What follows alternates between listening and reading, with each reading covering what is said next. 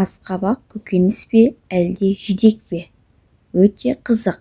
Асқабақ көкөніс қатарына жатпайды, өйткені қауын, қарбыз және асқабақ жидек саналады екен. Ал жидектің тағамдық құнары мол екен, баршаға белгілі. Сонымен асқабақ туралы не білеміз?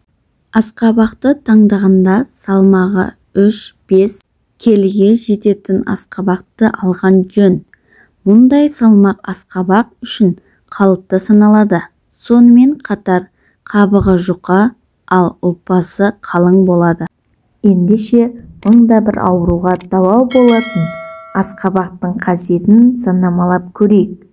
Олар көзі нашар көретіндерге, жүрегі әлсіздерге, асқазаны ауыратындарға, қан аздыққа, анемия, сезімдікке, несеп айдауға, өт айдауға, бүйрекке, ағзаны шлактан тазартуға, ішек құртына, безеуге, қабыну, күйік пен үсікке, паразиттерді жоюға көмектеседі. Мұнымен қатар түрлі аурулардан жүдеп шаршағандарға қуат беретін бірден-бір пайдалы ас. Сондай-ақ дәні, сабағы, еті әйелдердің ағзасындағы емшек сүтін молайтатындығын, ауырғанды басатындығын да айта кеткен артықтық етпес.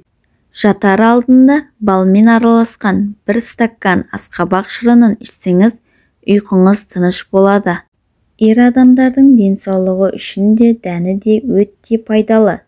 Балғын асқабақтан дайындалған ботқа емдік қасиеттерге бай. Сондықтан тері ауруларына емдеуге пайдасы күшті. Простатит секілді ауруларды емдеу үшін де қолданылады. Асқабақтан дайындалған шырынның пайдасы өте көп. Әсіресе қан аздыққа қарсы керемет ем. Өйткені шырын құрамында темірдің мөлшері өте көп екен. Сондай-ақ асқабақ ұлпасында кальций мен калий өте көп. Оның үстіне ұлпаның пайдасы өте зор, әрі дәні де құнарлы. Асқабақты жиі пайдалану ішек құрттардан құтылуға көмектеседі. Көзі нашар көретін адамдарға асқабақ шырынын ұсынуға болады. Асқабақ дәнінің пайдасын білесіз бе? Асқабақ ұлпасында пайдалы дәрумендер мен микроэлементтердің көп мөлшері кездеседі. Мысалы, Е, В және П дәрумендері кез келген жеміс-жидектерден табыла аласыз. Ал К және Т дәрумендерін кездестіру қиындау. К дәрумендері тобы қанның қоюланып қалмауын реттейді.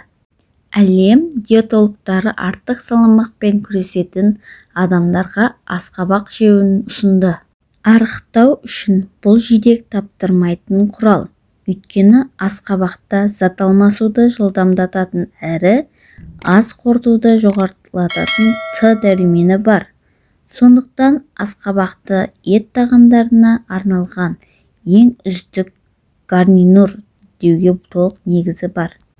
Каротин көлемі де асқабақта сәбізге қарағанда жоғары.